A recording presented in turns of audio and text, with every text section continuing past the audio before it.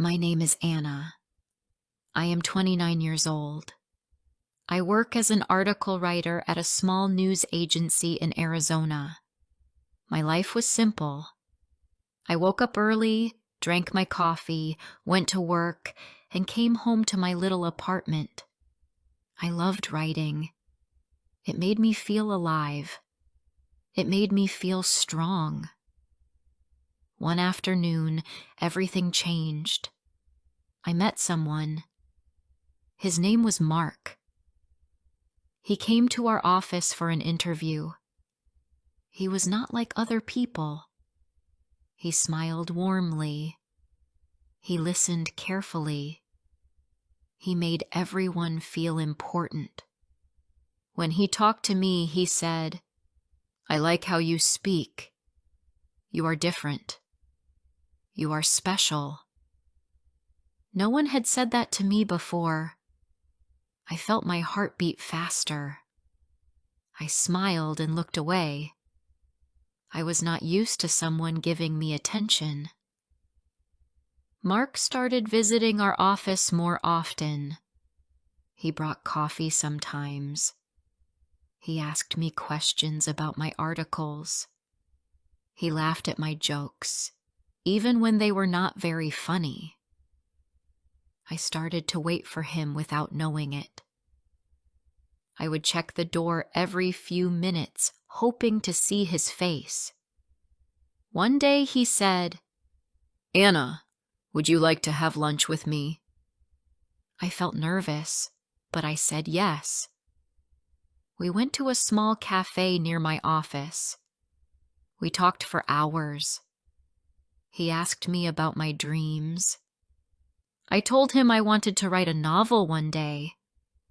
He smiled and said, "You will. You are smart. You are special." That word again. Special. I believed him. I believed every word he said. After that lunch, we started meeting more often. We went for walks after work. We sat in the park and talked about life.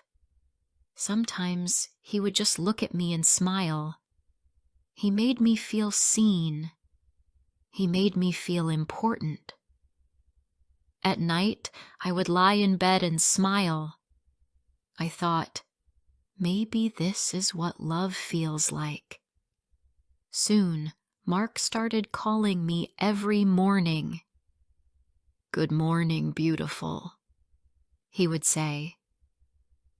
His voice made my day better.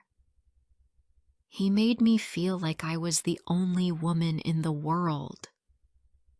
One evening he said, "Anna, I want you to know, you are very special to me. I have never met anyone like you." My heart was full. I trusted him completely. Weeks passed, and we became closer. I thought we were building something real. I started dreaming about the future. I pictured us living together, maybe even starting a family one day. But slowly, things began to change. Mark started calling less. Sometimes he would cancel our plans at the last minute. He would say he was busy with work. I believed him. I told myself he loved me. He just had a lot to do.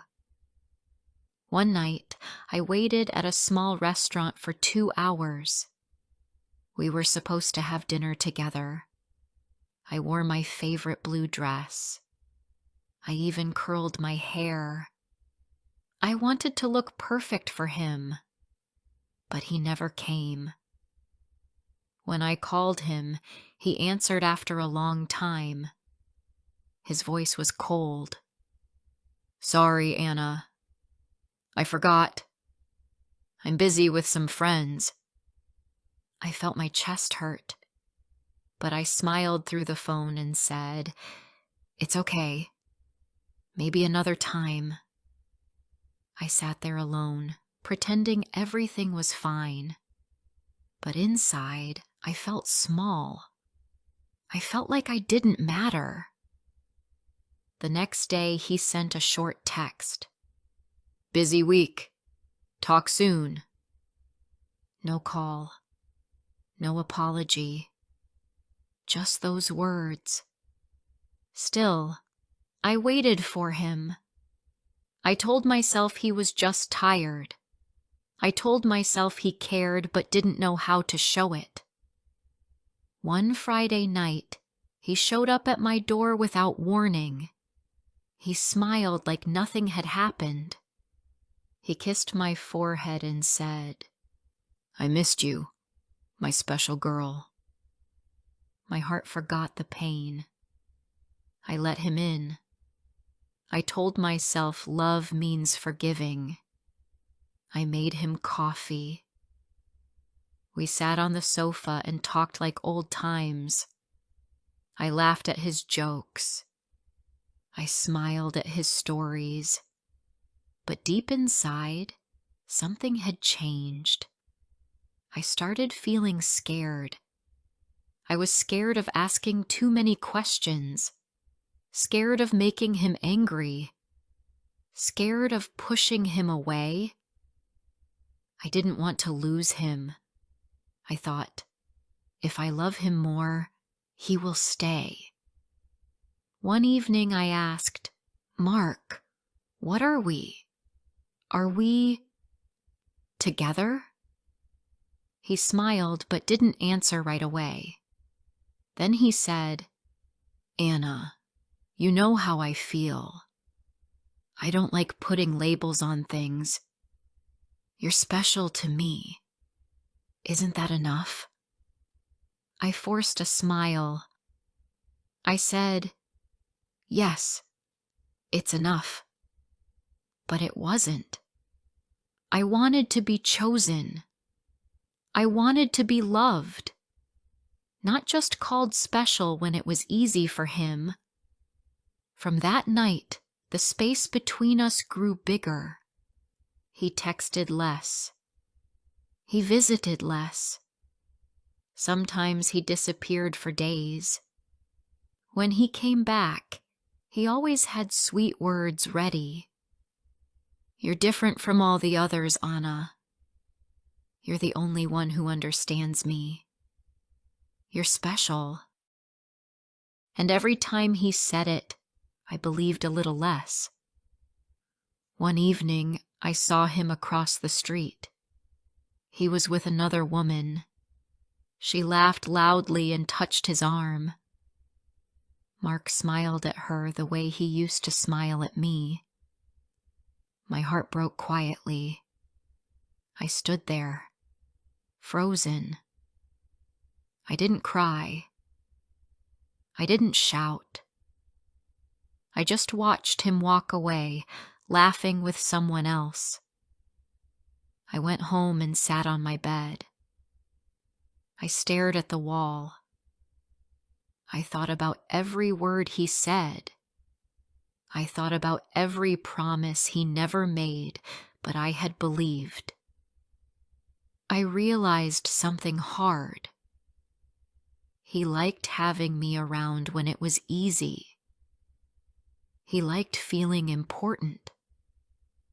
He liked knowing someone loved him. But he never truly cared for me. I was special to him only when it suited him. I was not his first choice, maybe not even his second. That night, I cried for hours.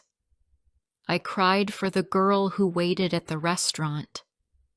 I cried for the girl who answered every call.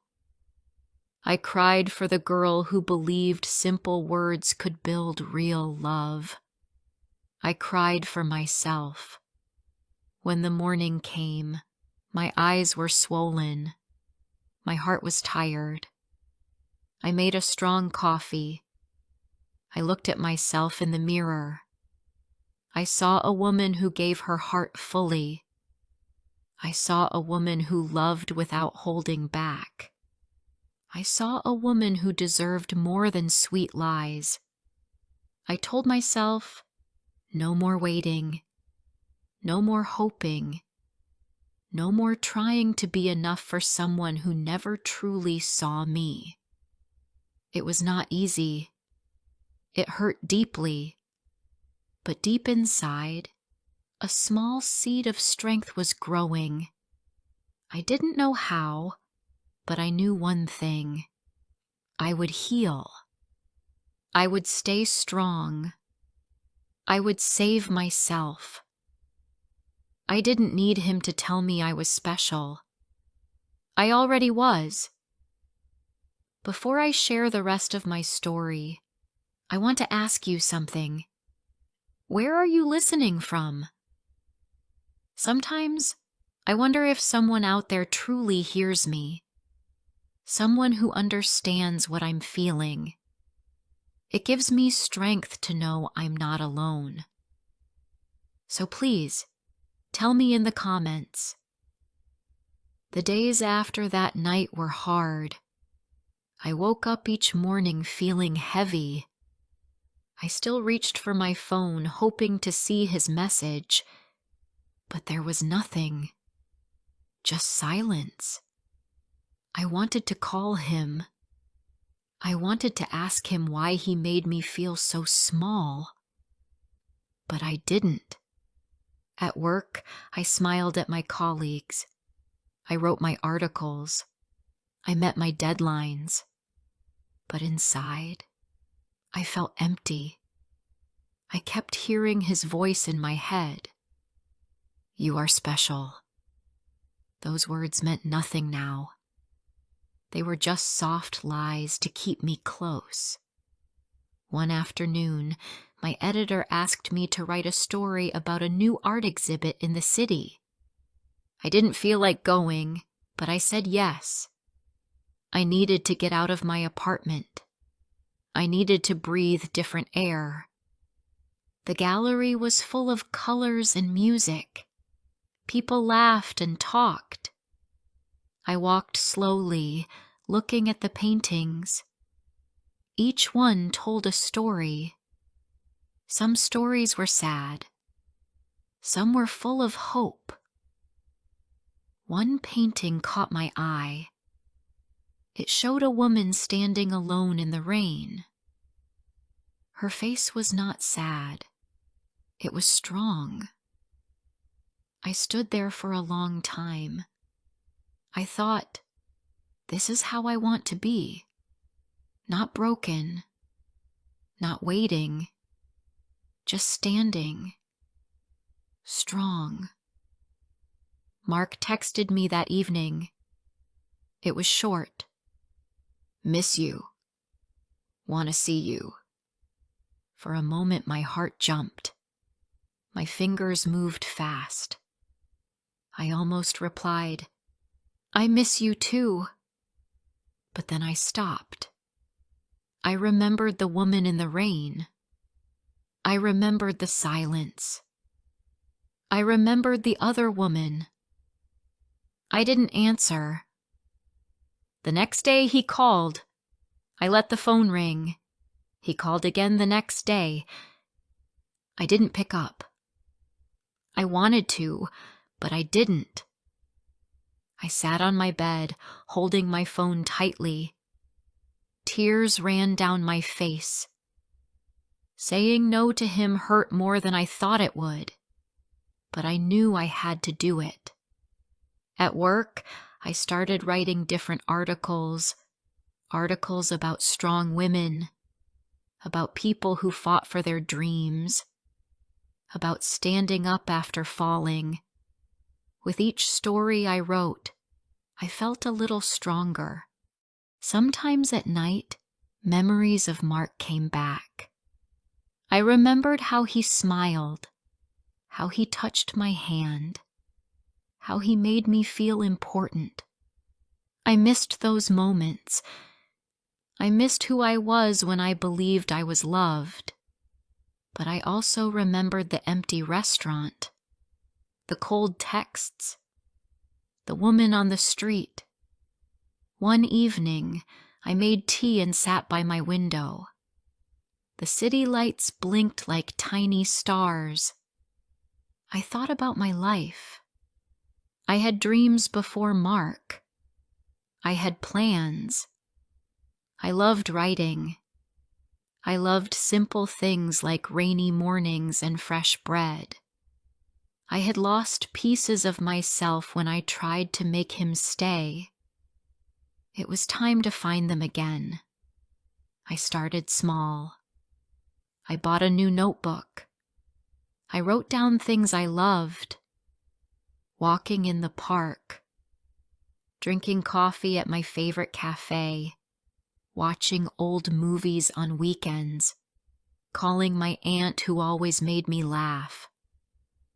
Each day, I tried to do one thing that made me happy.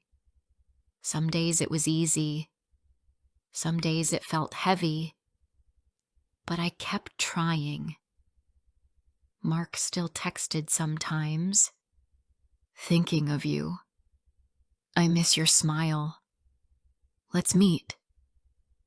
His words were soft. His words were sweet. But they were not enough. One Saturday afternoon, I saw his name flash on my screen again. I stared at it. Then I pressed delete. My heart hurt, but it also felt lighter. One evening, I went back to the park where we used to walk.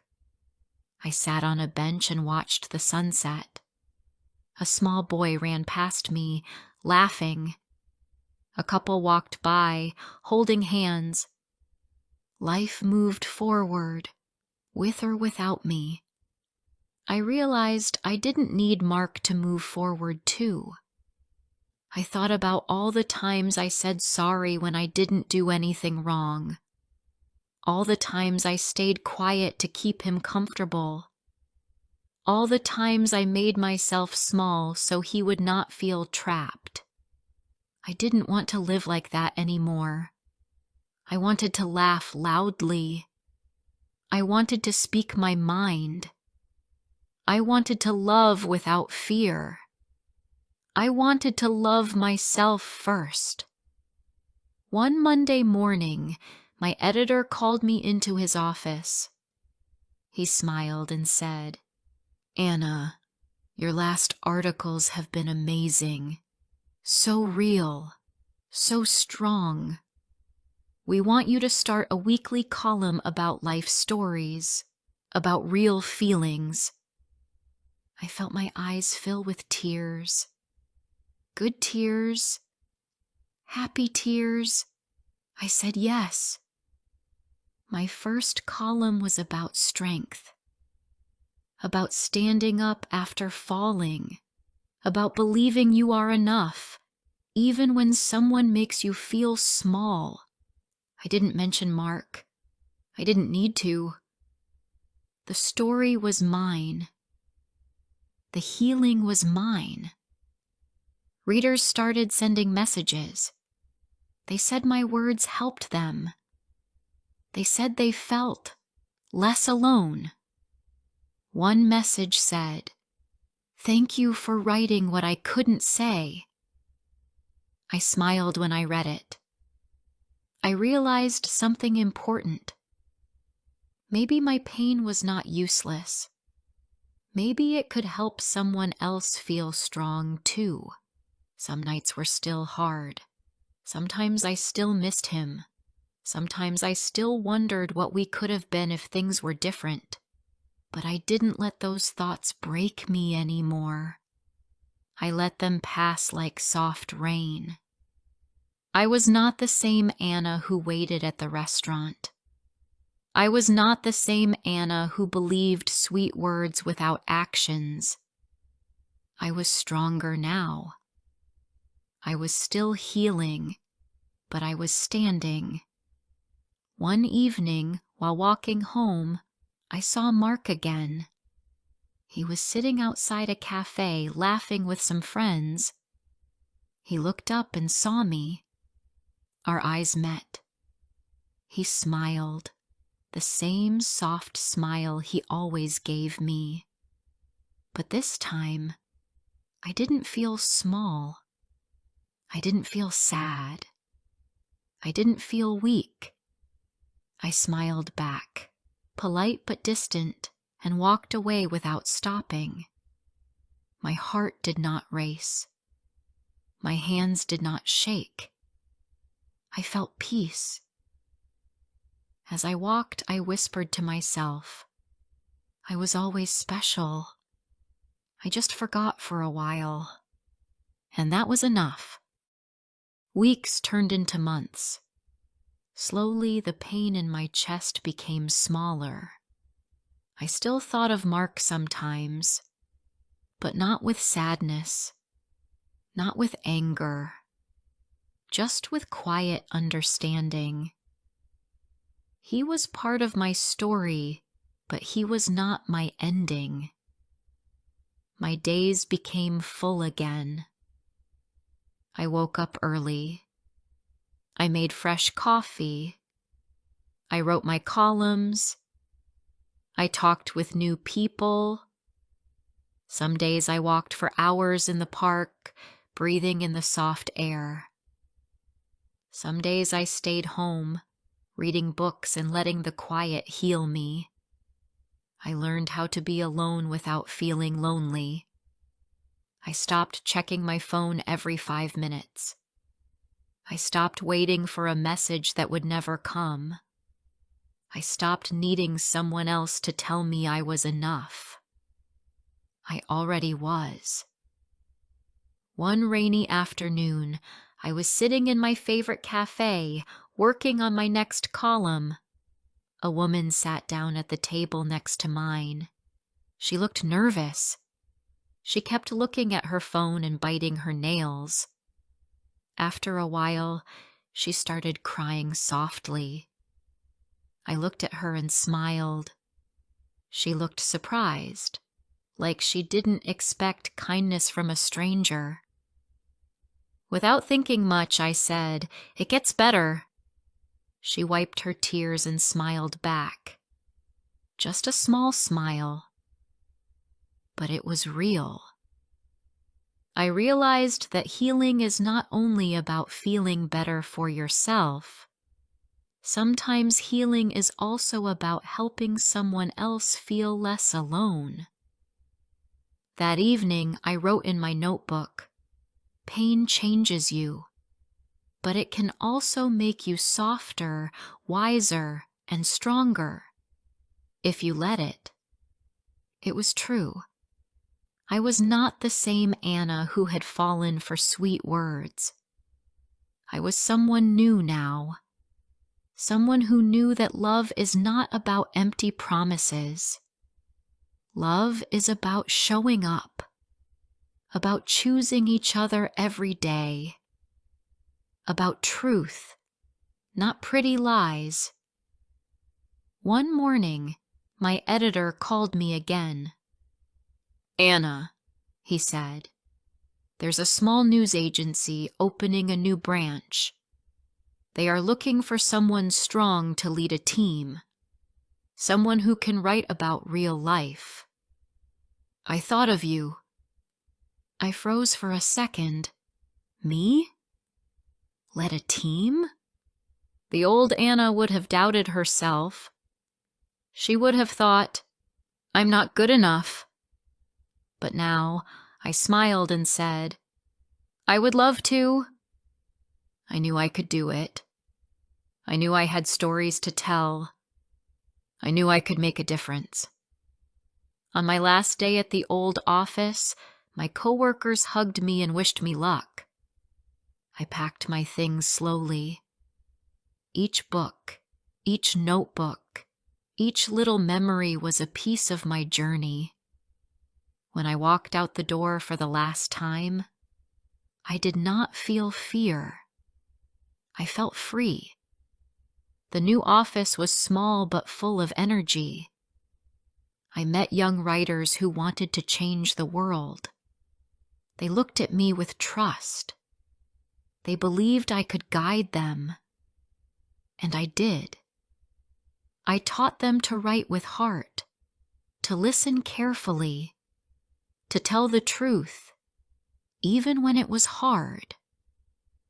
One afternoon, after a long meeting, I sat by the window and watched the sunset. The sky was pink and gold. The air was soft and warm. I smiled and thought, I made it. Not because life was perfect, not because I forgot the pain, but because I kept going even when it hurt. Because I chose myself even when it was hard. And that was real strength. One Saturday, I walked into a bookstore. I loved the smell of old paper and new dreams. I looked at the shelves, touching the books gently. I thought about my old dream, writing a novel. For a long time, that dream felt far away. But now, it felt close again. It felt possible. I bought a fresh notebook and a new pen, not because I needed them, but because I wanted to remind myself dreams do not die. They just wait for us to be ready. When I got home, I opened the notebook and wrote the first line. This is the story of a woman who forgot how special she was, and then remembered. I smiled. It was not just a story. It was my story. Later that evening, I went for a walk. The city lights were soft. The streets were full of life. Music floated out of small cafes. People laughed and talked. The world moved forward, and so did I. As I walked, I thought about love, about how I once gave my heart to someone who didn't deserve it, about how I once thought being loved by someone else was the most important thing. Now I knew better. Being loved by yourself was the real magic. I walked past the cafe where I once saw Mark. I didn't stop. I didn't look inside. I didn't wonder if he was there. It didn't matter anymore. I had learned to be my own safe place, my own home, my own love story. When I got home, I made tea and sat by my window again. I watched the sky turn from pink to dark blue. I felt calm. I felt ready for whatever came next. I whispered to myself, "You are special, Anna. You always were." And this time, I truly believed it. Thank you for listening. Always remember, your worth is not measured by someone else's love.